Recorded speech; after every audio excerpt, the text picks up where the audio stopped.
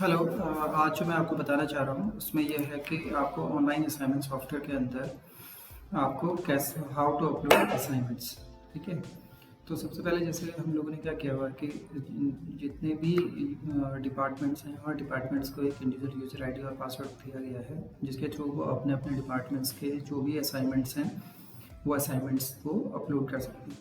तो आपको क्या करना है, आपको एक लिंक दिया गया है, जैसे ये मैं दिखा रहा हूँ आपको online.dvgcollege.in/login.esp।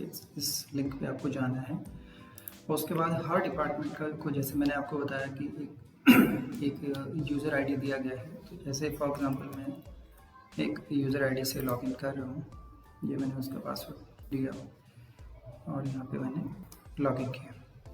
तो इस तरीके से एज ए डिपार्टमेंट में यहाँ पे लॉगिन कर रहा हूँ। तो यहाँ पे इस तरह से मेरे को एक डैशबोर्ड मेरे को दिख जाएगा मेरा। तो यहाँ पे लेफ्ट साइड में अगर आप देखेंगे तो यहाँ पे ऑप्शंस है new assignment, view assignment, change password and log out.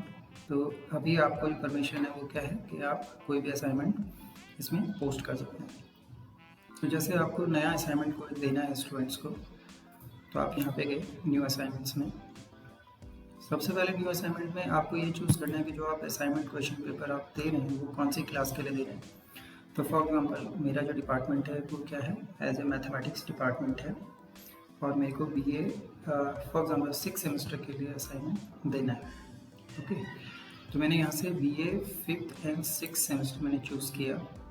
Subject यहाँ पे ऑटोमेटिकली आ जाएंगे, जैसे मैथ और एक आपका स्किल इन्हांसमेंट का आ जाएगा आपका मैथ। यानी कि जो असाइनमेंट मैं यहाँ पे दे रहा हूँ स्टूडेंट्स को वो कौन से सब्जेक्ट के लिए दे रहा हूँ, मीन्स कोर सब्जेक्ट मैथ के लिए दे रहा हूँ या स्किल इन्हांसमेंट के लिए दे रहा हूँ।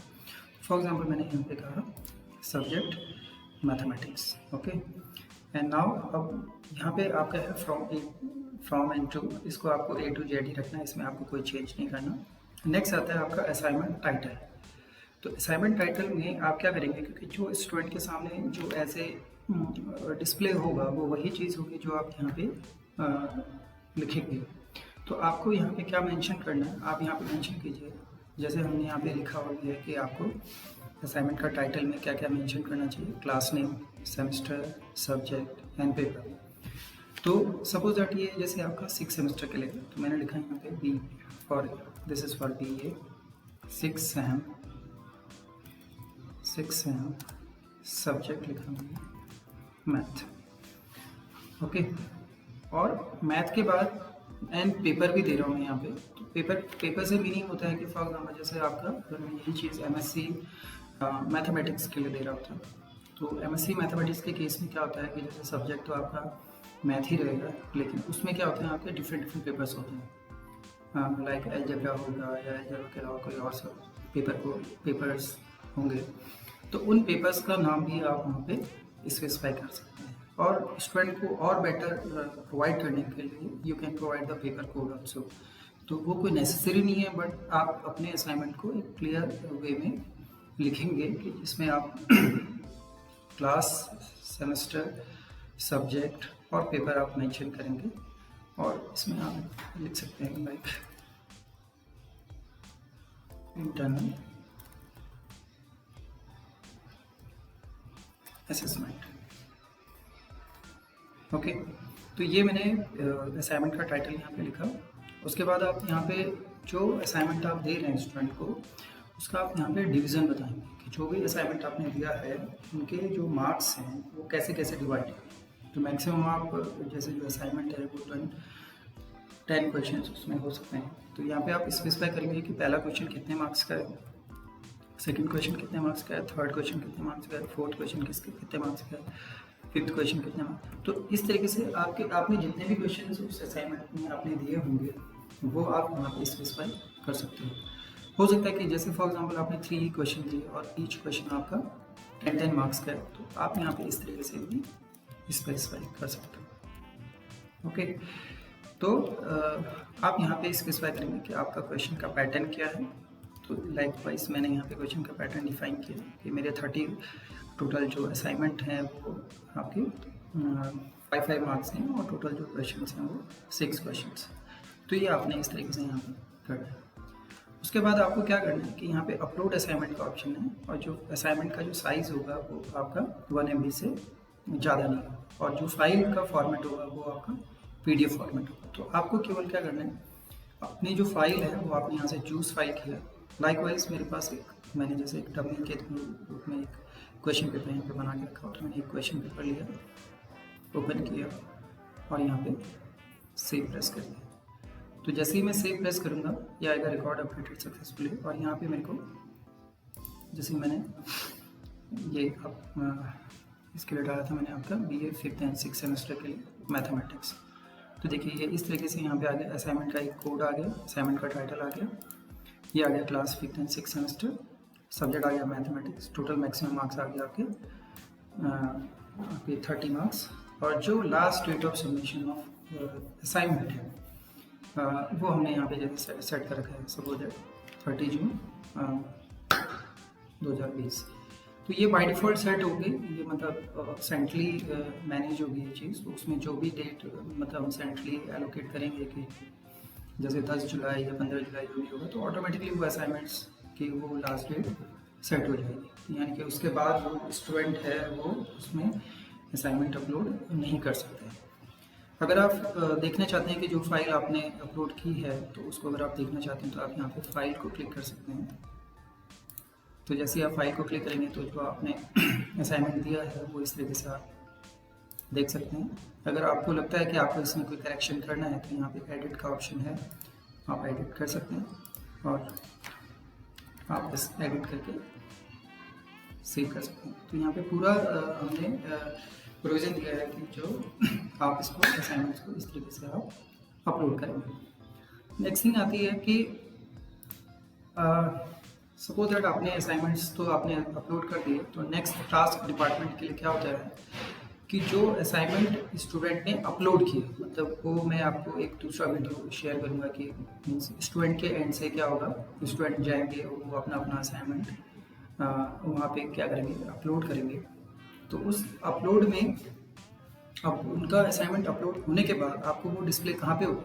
तो जैसे फॉर एग्जाम्पल डमी मैंने यहाँ पे एक BA फर्स्ट और सेकेंड सेमेस्टर के लिए मैंने एक असाइनमेंट क्रिएट किया था यहाँ पे।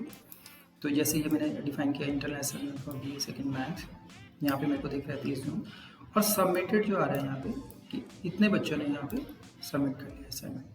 तो अगर मैं देखना चाहता हूँ कि कौन कौन से स्टूडेंट ने असाइनमेंट सबमिट किया है तो वो लिस्ट मेरे को यहाँ पे असाइनमेंट्स में मैं जाऊँगा, तो यहाँ पे मेरे को दिख जाएगा कि ये स्टूडेंट हैं, जो 5 स्टूडेंट हैं इन्होंने असाइनमेंट सबमिट कर लिया। ओके, अब अगर मेरे को ये देखना है कि एक चीज़ आती है कि जैसे क्लास लेट होती है उसके से पहले आपको ये देखना होता है कि आपने जो असाइनमेंट दिया था उस असाइनमेंट में कितने बच्चे, ये तो हो गया कि जितने बच्चों ने असाइनमेंट सबमिट किए, और ये आपको फाइंड आउट करना है कि कितने बच्चों ने असाइनमेंट उस पर्टिकुलर सब्जेक्ट में असाइनमेंट सबमिट नहीं किए हैं।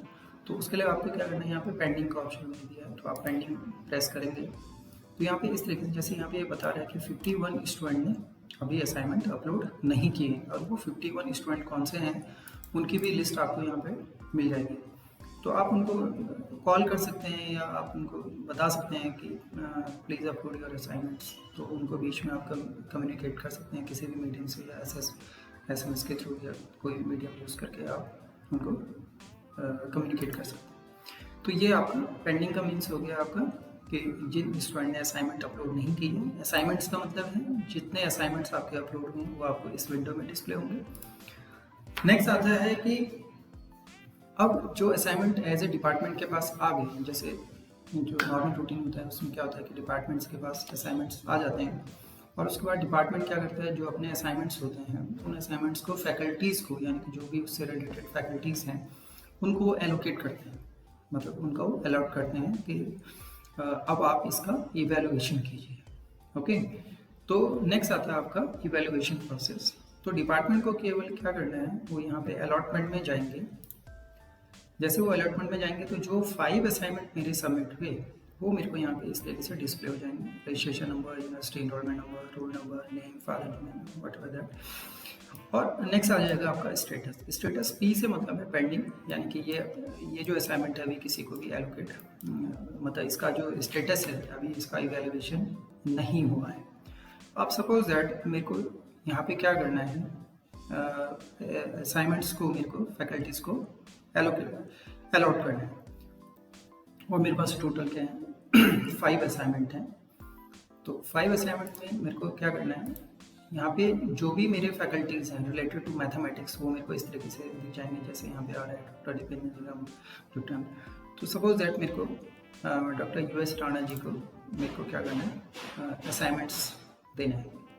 तो मैं यहाँ पे डॉक्टर US राणा जी को क्लिक करूँगा और उसके बाद यहाँ पे मैंने ये 3 असाइनमेंट पिक किए और अलॉट असाइनमेंट किया एंड देन ओके। तो ये 3 असाइनमेंट मैंने डॉक्टर US राणा जी को एलोकेट कर दिए। इसी तरीके से मेरे पास ये 2 असाइनमेंट और बचे हैं, तो मैंने ये 2 असाइनमेंट पिक किए और उसके बाद डॉक्टर राजेश पाल जी को मैंने ये असाइनमेंट अलॉट कर दिए। तो इस तरीके से आप असाइनमेंट्स को अलॉट कर देंगे टू रिस्पेक्टिव फैकल्टी मेंबर्स। और आप तो अब ये जो फैकल्टीज़ हैं ये अपना अपना लॉगिन यूज़ करेंगे और अपना लॉगिन यूज़ करने के बाद फिर वो अपने अपने असाइनमेंट्स चेक कर लेंगे। So that's the department work जो डिपार्टमेंट को करना है। एक फर्स्ट थिंग डिपार्टमेंट को इसमें असाइनमेंट्स अपलोड करने हैं। सेकेंड थिंग कि जब आपके असाइनमेंट्स सबमिट हो जाएंगे तो उसके बाद उनको वो असाइनमेंट्स क्या करने हैं, अलॉट करने हैं टू रिस्पेक्टिव फैकल्टीज़। और उसके बाद वो एक वॉच कर सकते हैं यहाँ पे कि उनके असाइनमेंट्स का क्या स्टेटस चल रहा है। तो इस स्टेटस में यहाँ पे जैसे हम दिखा रहे हैं कि 5 असाइनमेंट्स हैं जो अभी चेक नहीं हुए हैं। ओके, तो this is the whole process.